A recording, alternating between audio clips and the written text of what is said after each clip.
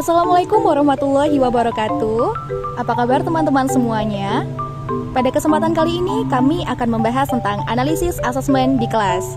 Kami dari kelompok 1 yang beranggotakan Afrian Wahyu Ananda, Alfitra Salma, Anggi Merilia, Anggia Wiguna, Anissa Urohmah, dan Indah Mayangsari.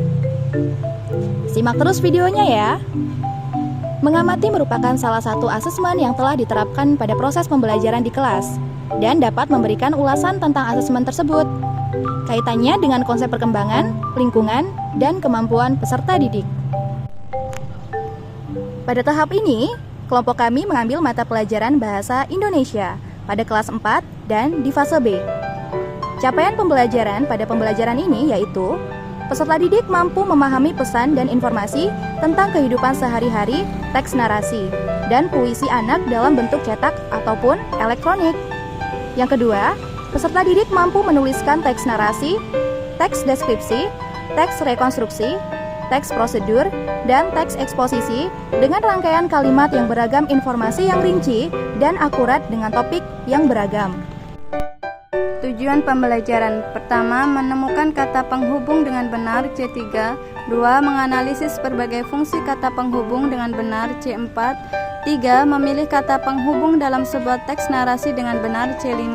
Yang terakhir, yang keempat, membuat teks narasi menggunakan kata penghubung dengan benar C6. Materi ajar, topik yang kami bahas yaitu materinya mengenai kata penghubung. Jenis asesmen formatif, bentuk asesmennya itu soal uraian, soal tes. Bagian mana dalam asesmen tersebut yang menunjukkan kesesuaian dengan tahapan perkembangan peserta didik? Jelaskan. Berdasarkan penilaian dari asesmen yang kami analisa, guru tidak memberikan soal terlalu banyak, yang mana hanya sebanyak 4 butir soal uraian. Kemudian, kelas 4 termasuk peserta didik yang masih suka belajar sambil melihat gambar. Guru menyertakan gambar tersebut yang dijadikan salah satu soal di uraian tersebut.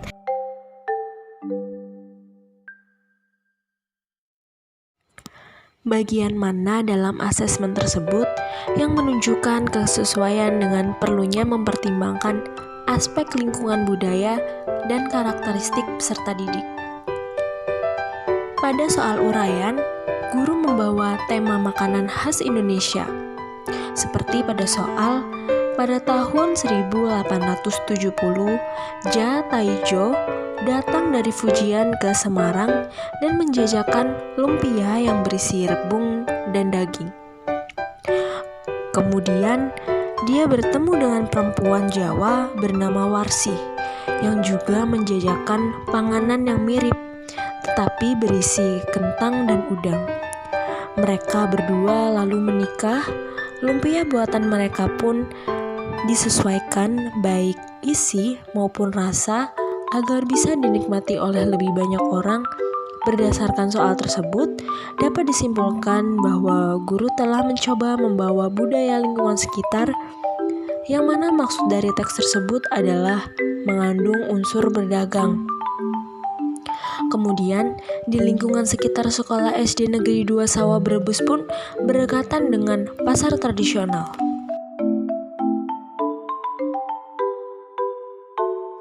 Bagian mana dalam asesmen tersebut yang menunjukkan kesesuaian dengan kemampuan peserta didik? Berdasarkan soal uraian tersebut, guru telah memberikan soal yang sesuai dengan kemampuan dan tahap perkembangan peserta didik, di mana pada tahap ini peserta didik kelas 4 rata-rata berumur 8-9 tahun, dan mereka masuk ke dalam tahap perkembangan operasional konkret. Nah, guru memberikan soal yang mengajak mereka berpikir logis berdasarkan gambar-gambar yang konkret.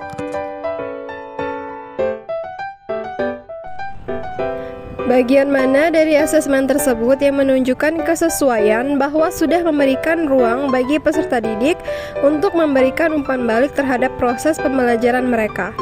Jawabannya, guru belum memberikan ruang bagi peserta didik untuk memberikan umpan balik terhadap proses pembelajaran mereka pada asesmen yang dibuat. Pertanyaan pertanyaan selanjutnya adalah, jika Anda menjadi guru di kelas tersebut, hal apa yang ingin Anda tingkatkan untuk lebih memaksimalkan efektivitas asesmen dengan memperhatikan tahapan perkembangan, lingkungan budaya, serta kemampuan peserta didik? Tuliskan pendapatmu secara lengkap. Hal yang ingin kami perbaiki adalah pada bagian memberikan ruang bagi peserta didik untuk memberikan umpan balik atas proses pembelajaran. Baiklah, itu tadi yang dapat kami sampaikan. Semoga video ini dapat bermanfaat bagi kita semuanya. Terima kasih sudah menonton. Wassalamualaikum warahmatullahi wabarakatuh.